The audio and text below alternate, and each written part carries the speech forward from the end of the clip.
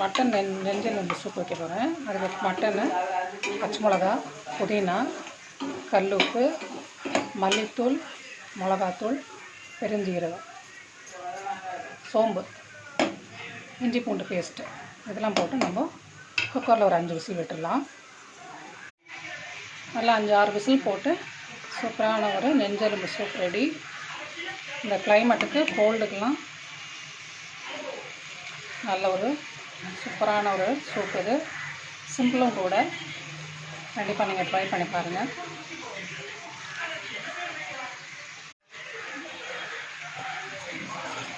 போட்டு கொஞ்சம் பெப்பர் போட்டு சுட சுட சாப்பிடுவோம் வாங்க. நல்ல க்ரீன் நண்டு மசாலா ரெடி.